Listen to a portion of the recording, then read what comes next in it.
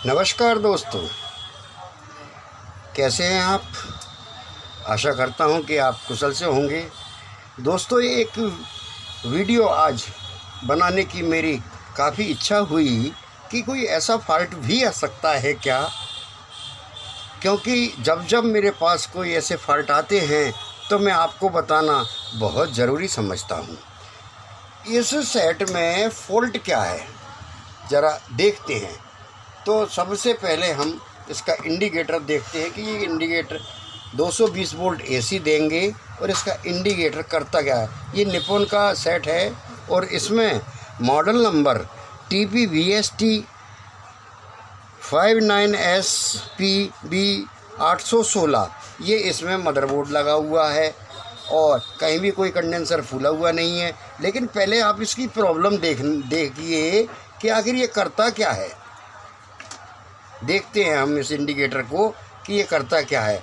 बगैर सेट खोले मैं ये समझा कि कोई कंपनी का सेट है ये, फिर मालूम पड़ा कि देखिए ये हमने इसका 220 वोल्ट एसी दिया और इसका बल्ब ब्लिंकिंग कर रहा है। मैं इसको गिनने लगा तो गिनते गिनते मैं थक गया, परंतु इसका ब्लिंकिंग बंद नहीं हुआ।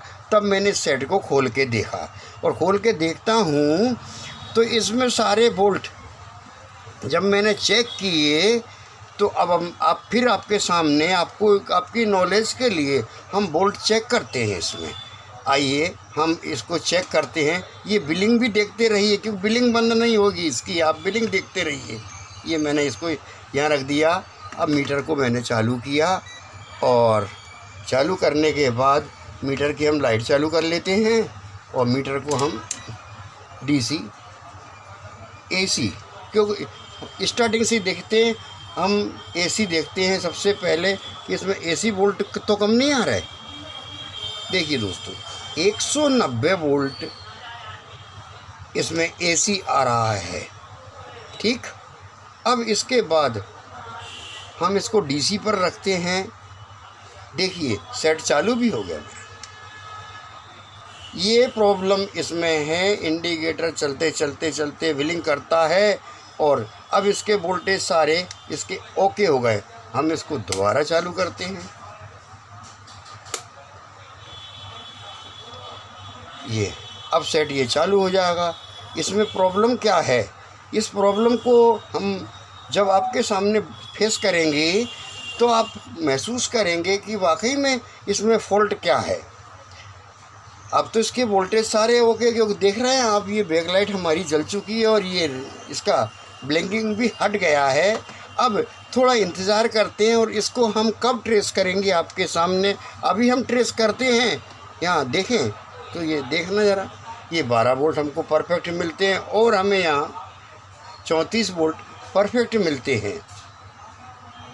हमारा कोई भी इसमें अप डाउन वोल्टेज नहीं है। चूँकि सेट 5-6 साल पुराना 2016 का है, 2016 इस पर तारीख डल रही है। ये देखेंगे आप 2008-2016 का है। 16-4-20 7 साल पुराना सेट है, इसलिए ये प्रॉब्लम दे रहा है।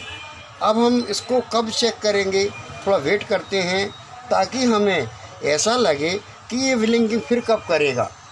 बंद करते हैं सेट को।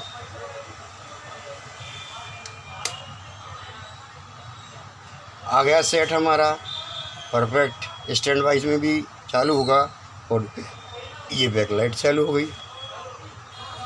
ये ऐसा क्यों हो रहा है, ये मैं जहाँ तक इसको समझा हूँ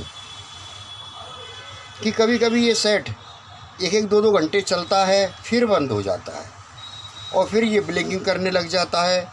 बस ये इसमें प्रॉब्लम है। चलिए आप इसको चला के देखते हैं हम कि कितनी देर ये सेट चलता है और उसके बाद आगे का पूरा विवरण हम आपको बताएंगे।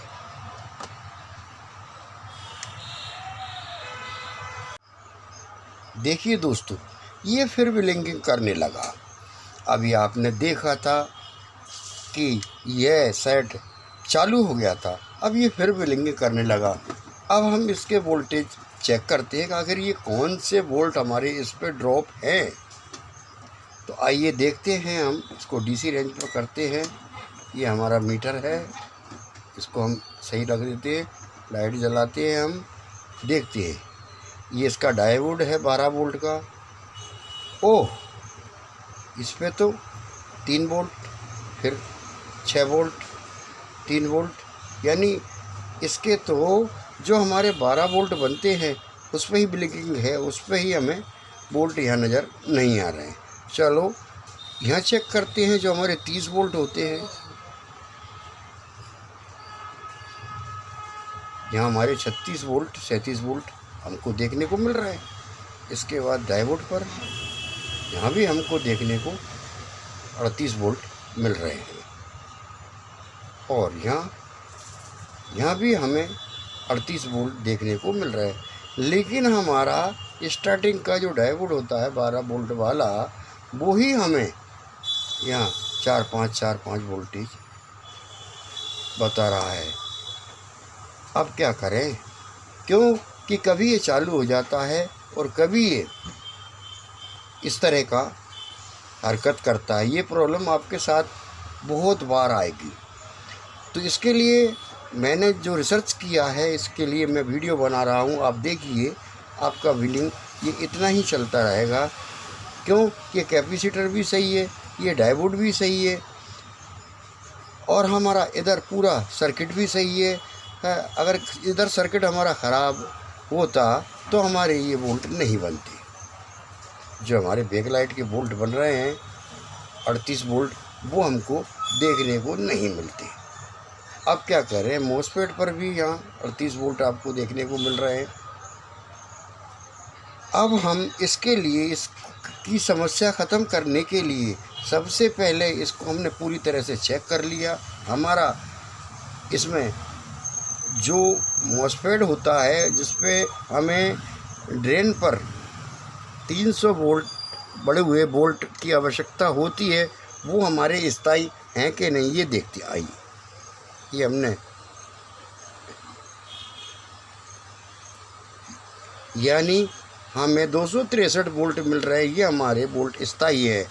तो हमारा फिर जो खराबी आती है हमें, वो खराबी आई हमारी जो ऑप्टो कपलर और TL 431। तो मैंने इसका ऑटो कपलर भी बदला, कोई फ़र्क नहीं पड़ा। ये कैपेसिटर भी सही है आउटपुट का। अब प्रॉब्लम कहाँ आ गई, प्रॉब्लम आ जाती इसकी नेटवर्किंग में।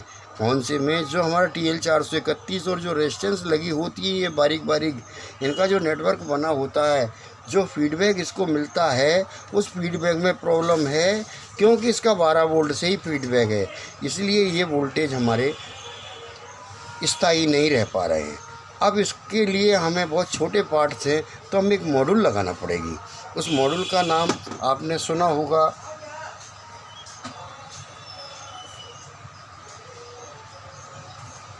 ये देखिए, ये मॉड्यूल हम इस्तेमाल करेंगे अब 524। तो 524 का जो मॉड्यूल होता है, उसके कनेक्शन के विषय में आपको जानकारी होगी। पहले मैं आपको एक मॉड्यूल बताता हूँ कि ये मॉड्यूल इस तरह का आता है। ये इसका कपलर है, ये इसमें प्रीसेट है, और ये इसकी IC लग रही है जो हम इसे पल्स देगी, और ये इसका मॉसफेट लगा हुआ है। और ये इसका लगाना बहुत ही आसान है, क्योंकि इसके जो कनेक्शन होते हैं वो हमने कई बार क्लास में बताए। आज फिर हम इसको लाइव टेस्ट बताएंगे आपको। देखिए, ये ब्लैक वायर जो होता है, वो हमारा जो कंडेंसर होता है उसके माइनस पर लगता है, और ये जो प्लस वाला वायर होता है, ये हमारे सीधा ड्रेन पर लगेगा। हम इस मॉसफेट को हटा देंगे, इस मॉसफेट को हटा देंगे, या ये जो एक यहाँ कॉइल जाती है, उस कॉइल को भी हम ओपन कर लेंगे। तो इस पर करंट जब नहीं जाएगा तो करंट यहीं से हमको मिल जाएगा और ये लगा रहेगा। यानी हम इस कॉइल पे लगा दें इसको ओपन करके, या हम यहाँ लगा दें। अब इसके बाद ये 2 वायर जो बचते हैं, इन 2 वायरों को हम सीधे ये जो कैपेसिटर लगा रहता है, मेन कैपेसिटर, आउटपुट का मेन कैपेसिटर, ये हमारा डायोड है, ये हमारा कैपेसिटर है। तो इसके हम माइनस पर ये हमारा ब्लू वायर और प्लस पर हमारा इसके प्लस पर ये येलो, ये हम कनेक्शन करके आपको अभी हम बताते हैं। और इसके बाद आप इसका रिज़ल्ट देखना कि ये ब्लिंक अब नहीं कर पाएगा, क्योंकि दोस्तों नैनो सर्किट, नैनो पद्धति द्वारा जो सामान बनाए हुए हैं उनकी कैपेसिटी 2-3 साल 4 साल होती है। और ये इसकी प्रॉब्लम कहीं भी नहीं, इसकी प्रॉब्लम है इसकी नेटवर्किंग में। जो नेटवर्किंग हमारे ये बोल्ट से लेकर और हमारे जो फीडबैक जाता है इसका, उसके जो रेजिस्टेंस लगी होती हैं या हमारा जो TL431 होता है वो पूरा वर्क नहीं कर पा रहा है, इसलिए ये हमको प्रॉब्लम आती है। ऐसे टाइम पे हमें फिर इस मॉडल का ही इस्तेमाल करना पड़ता है, जिसको हम 524 कहते हैं। आइए 524 को लगाने के बाद हम इसका रिज़ल्ट दिखाएंगे आपको। देखिए दोस्तों, ये हमने यहाँ इंस्टॉल कर लिया है।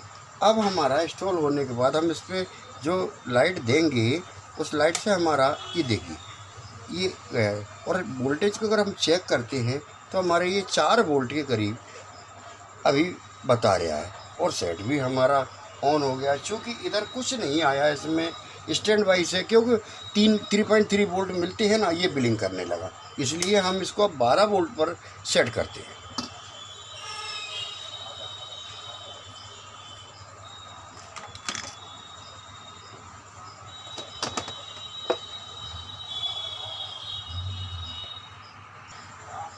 देखिए दोस्तों, अब हम इसको 12 वोल्ट पर हमने इसको सेट कर लिया।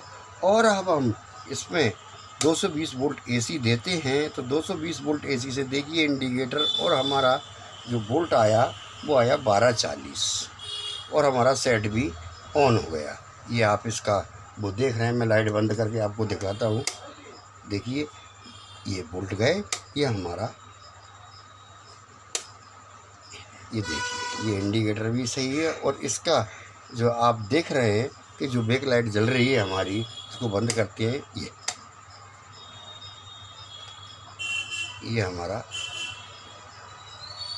स्टैंड बाई गया और ये हमारा चालू हो गया। अब हमको इस सेट में ये प्रॉब्लम नहीं आएगी जो हमें अभी तक आ रही थी। ठीक है ना दोस्तों, क्योंकि हमारा सेट अब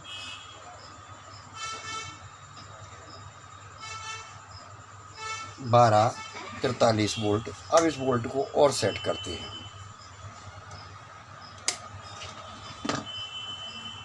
तो ये था हमारा आज का 524 मॉडल जो होता है उसको लगाने का। एक बार फिर मैं आपको वायरिंग बता देता हूँ कि ब्लैक वायर को हम कैपेसिटर के माइनस पर लगाते हैं, और ये इसको हम ड्रेन पर लगाते हैं। अगर ड्रेन पर नहीं लगाएंगे तो इसमें कॉइल जाती है ड्रेन पर, ये आउटपुट कॉइल, ये छोटी सी कॉइल रहती है, आप ये देख रहे हैं ये। तो इस कॉइल पर हम इसको ओपन करके, और यहाँ हम यानी इधर कनेक्शन अब 300 वोल्ट नहीं जाएगा, और हम ये इसको यहाँ लगा दिया। अब बचे 2 वायर हमारे, तो जो वो 2 वायर थे हमारे वो हमने यहाँ देख रहे हैं आप, ये हमारा कैपेसिटर है। और इस कैपेसिटर के मेन उस पर इधर माइनस है, तो ये हमने ब्लू कलर का लगा दिया, और ये प्लस पे हमने ये पीले कलर का लगा दिया। ये अब इसमें एक और आप सहूलियत अगर अच्छा और करना चाहते हैं तो इस प्रीसेट को जहां आपने 12 वोल्ट पे सेट किया है वहां आप ये देखें कि इसकी रीडिंग कितनी आती है। उस रीडिंग के हिसाब से इसमें एक रेजिस्टेंस लगा दें, ताकि ये कभी भी प्रीसेट अगर ख़राब हो जाए तो आपको के सेट में कभी कोई प्रॉब्लम नहीं आएगी। ये आज मेरा प्रयास था जो मैंने आपको बताया। सेट मेरा ओके हो गया है, और अब मैं इसको फिटिंग करने के बाद सेट को चला के दिखाऊंगा। अब आप ये देख रहे हैं कि रिजल्ट कितना बेहतरीन आया, और आपने 524 का मॉडल भी सही तरीके से सेट कर दिया, और अब ये जो है देखिए रिजल्ट आपके सामने है।